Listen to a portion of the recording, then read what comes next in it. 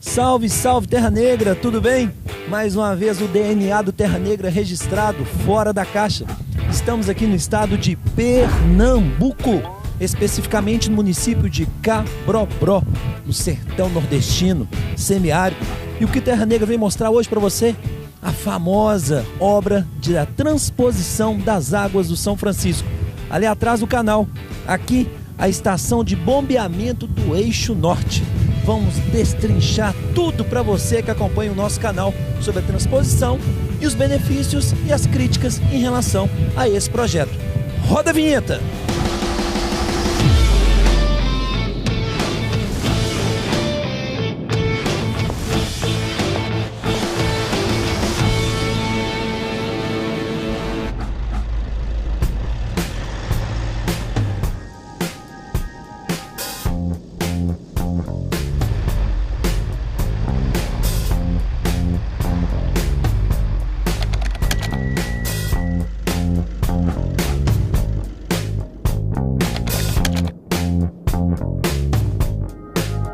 Salve, salve, Terra Negra!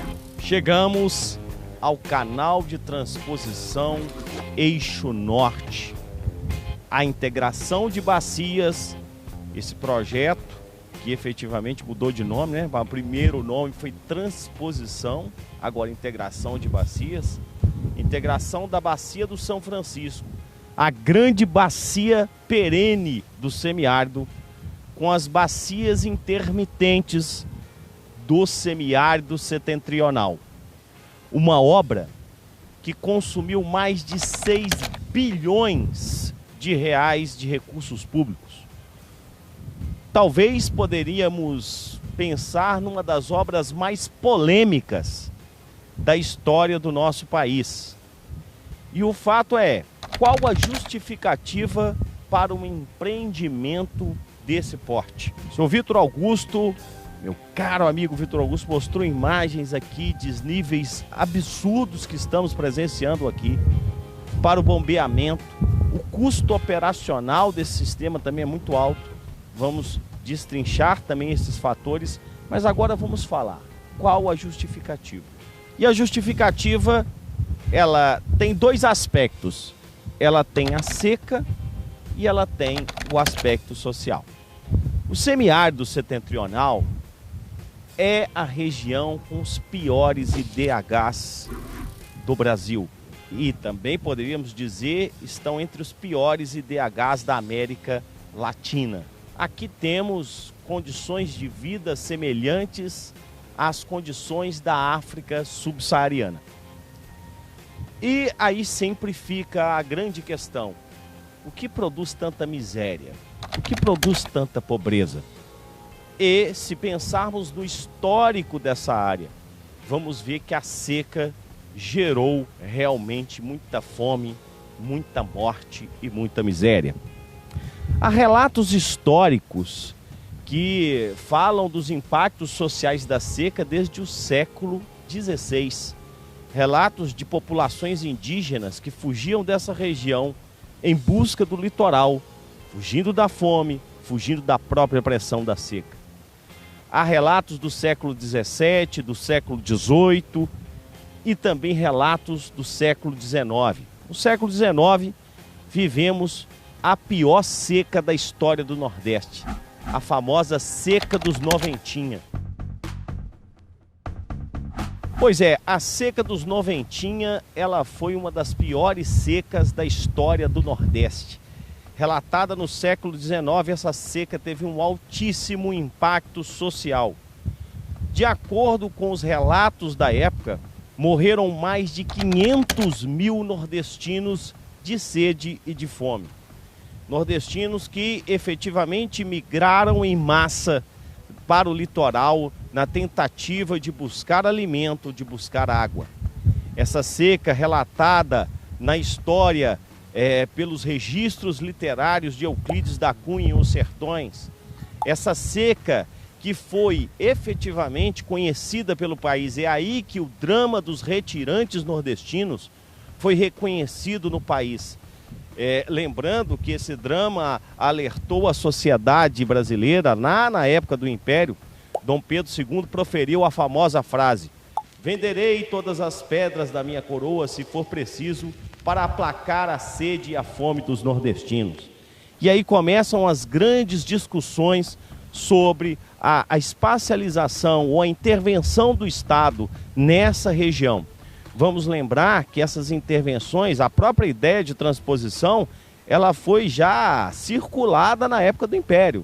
Já existiam relatos que o Império produzia teses e pesquisas, expedições científicas na tentativa de promover a transposição. Então percebemos que a justificativa para essa obra vem do drama social da seca. E um drama que tem uma história muito profunda.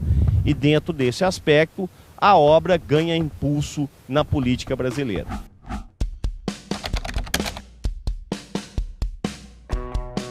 Pois é, meus caros, estamos aqui no projeto da transposição ou integração. Olha só, inicialmente esse projeto era chamado de Transposição do São Francisco. Entretanto, um projeto de grande volume como esse aqui precisa da opinião pública favorável. E aí, então, decidiu-se alterar o nome para Projeto de Integração Nacional. É o projeto da integração entre a bacia do Rio São Francisco e as bacias do Nordeste Setentrional. Transpor parece algo negativo, né? Transpor parece ferir. Já integrar, não. Integrar é algo positivo. Afinal de contas, você precisa integrar as bacias do Nordeste Setentrional e a bacia do Rio São Francisco, que é uma das principais bacias hidrográficas do planeta Terra.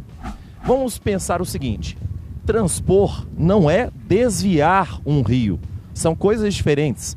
Transpor é capturar, bombear parcialmente a água desse rio para um outro rio ou principalmente para uma outra bacia hidrográfica. Então vamos pegar aqui no caso de São Francisco. Nós temos, como vocês podem observar aí no mapa agora, a bacia do Rio São Francisco e as bacias que estão além Araripe, ou seja, as bacias do Nordeste Setentrional. A bacia do Rio São Francisco tem um importante rio, que é um rio perene, e, portanto, já traduz como uma condição diferenciada para o sertão nordestino, para o semiárido nordestino, ser um rio perene.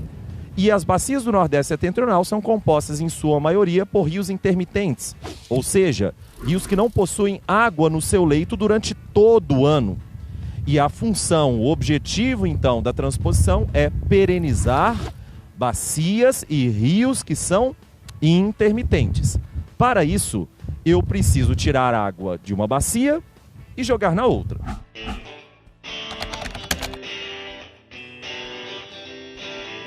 Nós estamos em uma região mais alta.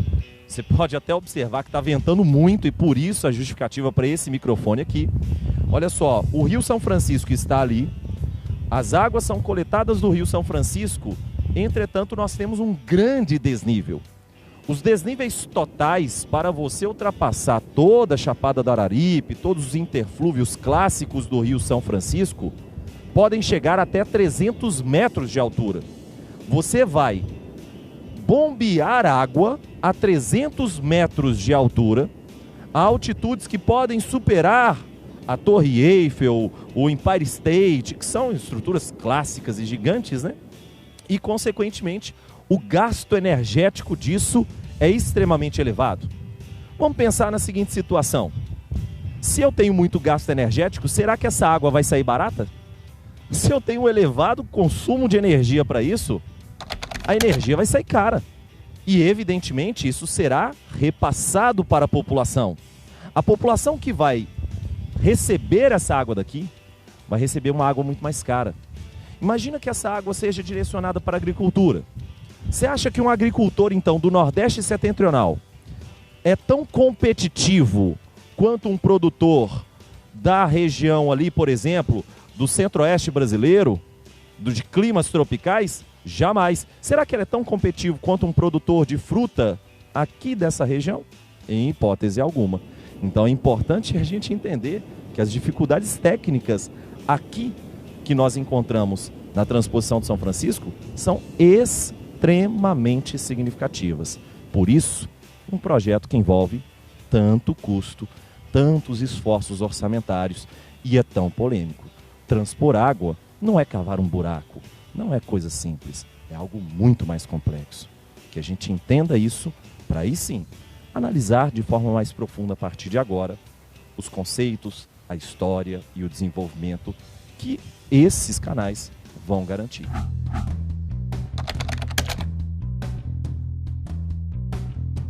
Então, pessoal, é o seguinte, além da perenização de cursos intermitentes, como eu citei, nós temos também o preenchimento de algumas importantes barragens para atendimento da população aqui no interior do Nordeste. É importante pensarmos que essas barragens são fundamentais para atenderem a população... Olha, um tanto de espinha aqui, ainda que sorte aqui. Para atender a população urbana. Um grande exemplo dessas barragens que serão atendidas com as águas da transposição seria a barragem de Boqueirão, que atende a Campina Grande e outros 18 municípios daquela mesma região. Além disso, mais de 10 barragens serão atendidas por essas águas, o que configura efetivamente uma participação muito importante para atender essa população.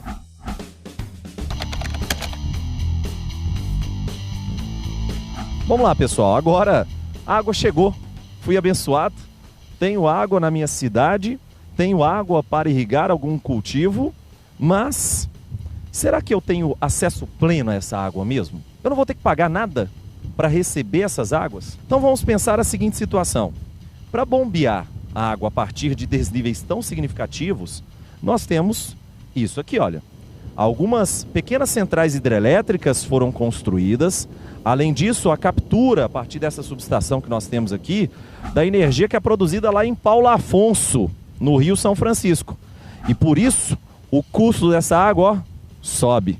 O custo da água subiu, aí, meu irmão, a gente vai ter uma dificuldade de competitividade do agricultor lá do Nordeste Setentrional com o agricultor que está na margem de São Francisco, que apesar de ter um custo elevado para a captura dessa água, apresenta um custo muito menor se comparado a esse gasto energético todo.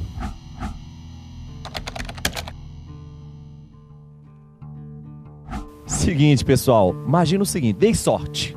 Minha cidade ou a minha fazenda, meu pequeno lote, minha pequena gleba, o meu torrão de terra foi agraciado por esse canal aqui e passou pela minha fazenda.